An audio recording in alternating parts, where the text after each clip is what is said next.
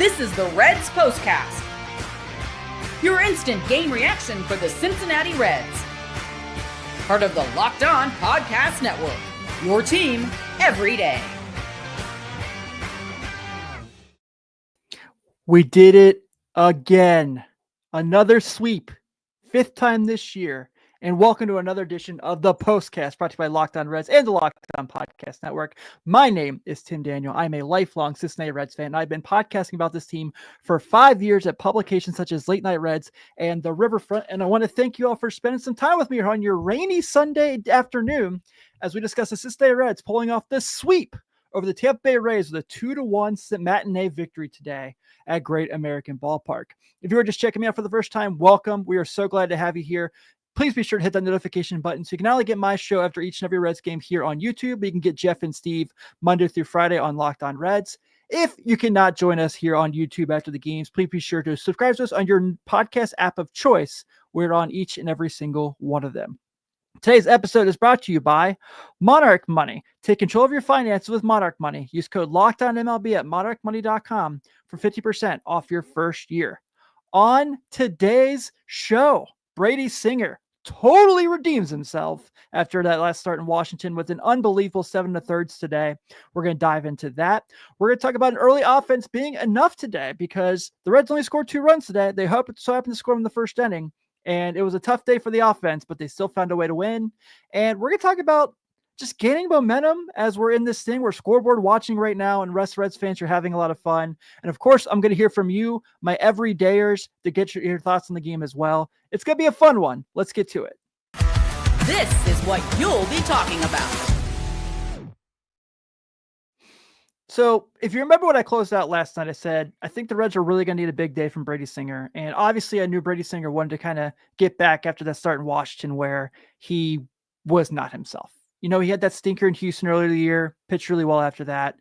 And then he had this one in Washington on Monday, came back today and was really, really good to help the team get this win today. So he had 7 1/3. He had 1 earned run on 3 hits, 1 walk, and 8 strikeouts. His last at bat was the Walls home run.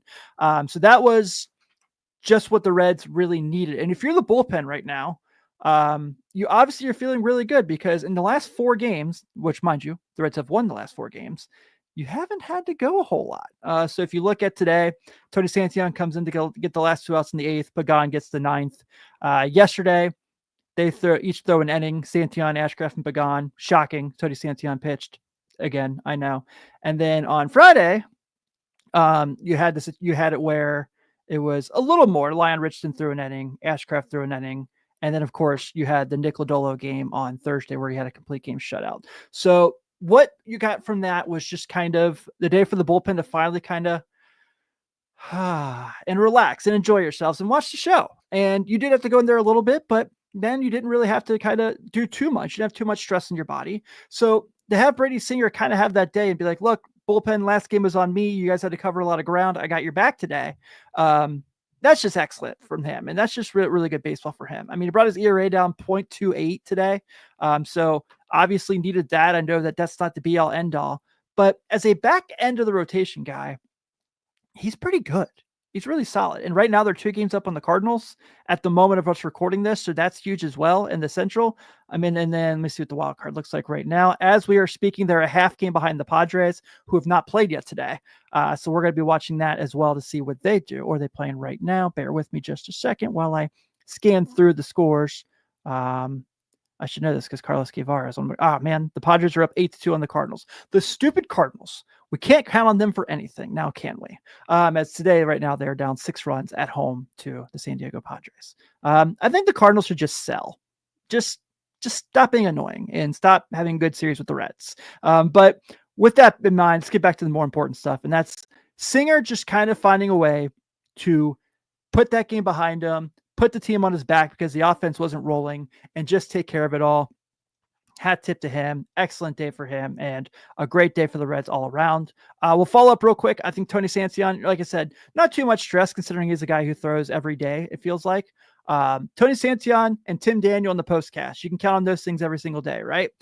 So he had his 22nd hold of the day, had a strikeout, and Emilio Pagan gets his 22nd save of the day and gets the strikeout as well. And those two guys, man, that's they're rock solid for this team. And even though I joke about how much they pitch, they still find a way to get outs. So they're obviously doing something right. Just all around, Tom says it right here, a great team effort for the Reds today. Just one of those days where it wasn't going, so defense won in the game and pitching won in the game. That catch by Friedel in the ninth, I mean, that was a little scary there for a second. That could have been the cameraman playing tricks on us, but it was a really big play, big picture. So huge day for the Reds. Now winners of 10 of their last 14 and a season high 6 games over 500. And we have Brady Singer to thank for that. But today the Reds did have to score some runs, not many, but 2 was enough. So we're going to talk about how the early offense was enough for the offense today and be right here, right after this.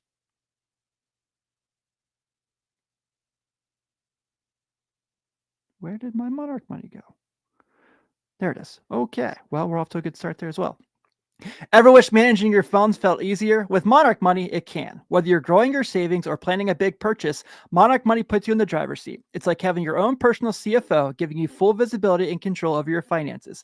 Monarch Money is much more than a budgeting app. It's a complete financial command center. You can track all your accounts, investments, and spending in one place. So in addition to managing your money, you're also building wealth. One thing that I was really spending a surprised amount of money on was Fanatics. As you know, the Speedway Classic's coming up, and I saw the whole collection, thought, I'd look pretty good there, 40,000 feet away from the field on next Saturday wearing all this gear.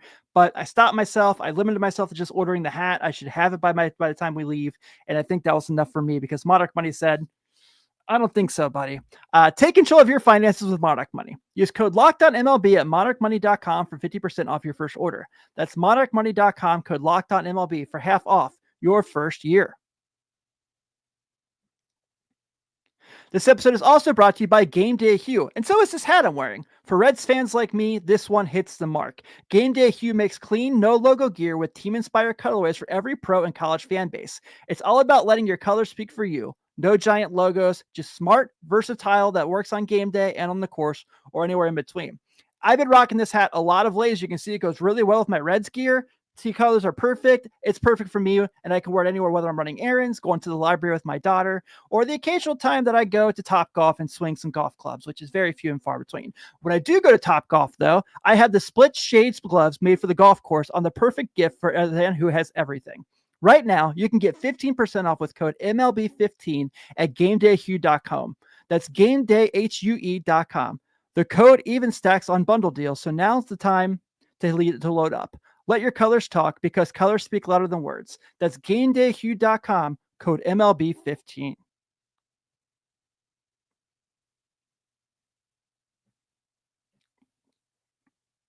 Want to shout out my everydayers here on the postcast as we discuss a sweep today of the Cincinnati Redlegs with a 2-1 win over the Tampa Bay Rays.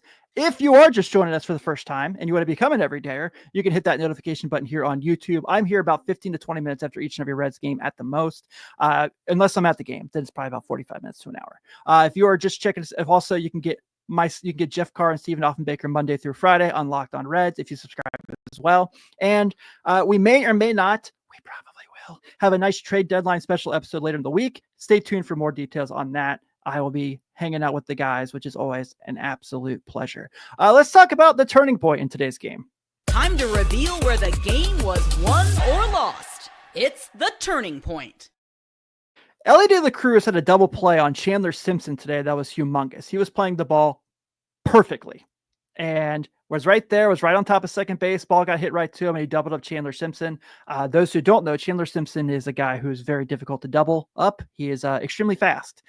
So that play really ended up doing a lot because that was one of the few times Tampa Bay had a base runner today, and the Reds were able to keep them from scoring there in such a close game.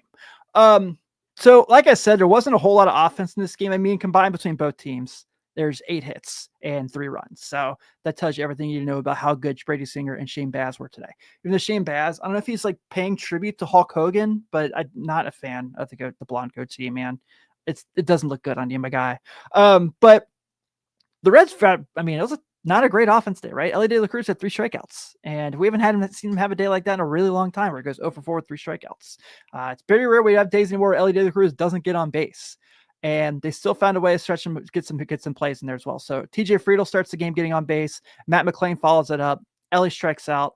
Austin Hayes has the hit that ends up being huge, obviously, because it brings in the 2 runs. And it brings in the first run, which is bringing in McLain on the ground ball to second base. And then Gavin Lux has the RBI ground out to go ahead and put it up 2-0. And that was all the Reds needed, because there wasn't any more runs till the 8th when Taylor Walls did a solo shot off Brady Singer.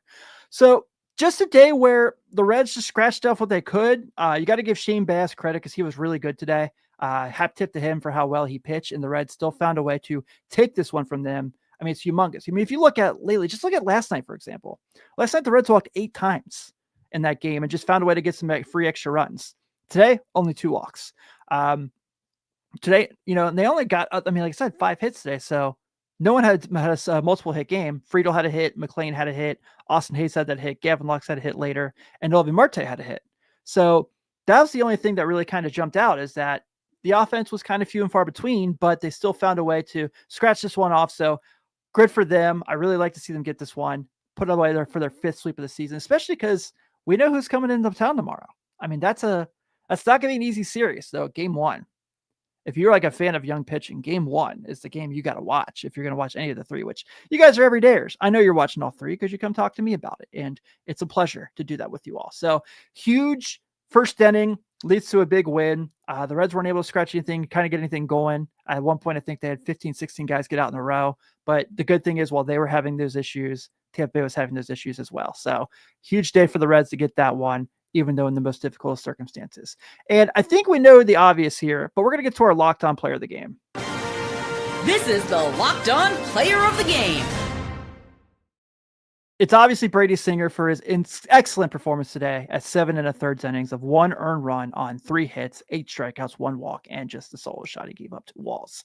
But what I really love about today is, if you remember, if you go back to Monday and Tuesday this week, we were a little doomy and gloomy here on the postcast. We weren't feeling very well because of those losses to the lowly Nationals, and thought, oh boy, that's the way to just take all the momentum out from that Mets series. And they go out today and they get that win, obviously, on Wednesday, where Lodolo is excellent. They come back to town after the off day on Thursday, and they get Friday, Saturday, they get this big sweep. So just continuing to build momentum. They're in the race right now, and that's all you can ask them. So right now, they are a half a game behind the Padres, who look like they're going to win today. So luckily, it'll be a game behind the Padres going into tomorrow's matchups. And you're up on San Francisco by 2 games. You're up on St. Louis, who looks like it's going to be 3 games in that case for the wild card spot. Miami is 5 games out. I don't really know if I consider Miami to be in that circumstance, to be a team that's in the race, but technically they're not out of it. Even Arizona, who's selling everybody off. I mean, that's kind of the cutoff there. So you're kind of seeing this team.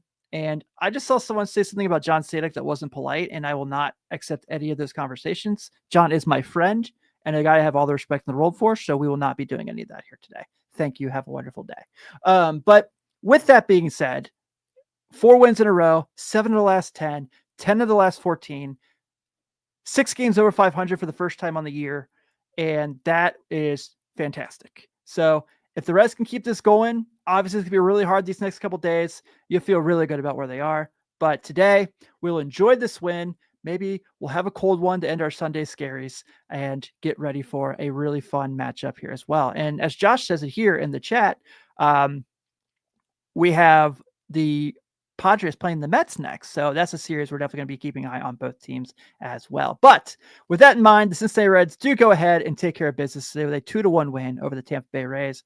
The Reds have 2 runs on 5 hits, no errors. The Tampa Bay Rays 1 run on 3 hits, no errors. Your waiting pitcher is Brady Singer. He is now 8-8 with a 4.60 ERA. Shane Baz is the loser. He's now 8-7 with a 4.61. Really funny how that works out. And then Emilio Pagan picks up the save. And then tomorrow is a big one. The series begins with the LA Dodgers coming to town. You have 2 young phenoms taking the hill to go ahead and make this game even more worth watching. As Chase Burns takes the hill for the Redlegs. He's currently 0-2 with a 6.65 ERA, going against the man they call Yoshinobu Yamamoto, who is 8-7 with a 2.55 earned run average. First pitch will be at 7:10 Eastern, as all 3 games will actually be at 7:10 through the series. I'm Tim Daniels. I'll see you guys tomorrow night hopefully we're talking about a great series. We know the Reds seem to like to play out for these teams, and we know Ellie loves playing the Dodgers. So maybe the homer streak ends in this series. I certainly think it's a possibility. Everyone, thank you so much. Enjoy the rest of your day. Be sure to stay tuned in on the podcast side of things for Jeff and Steve. Can't wait to hear what they have to say about the weekend as well. Good night, everyone. Go Red Legs.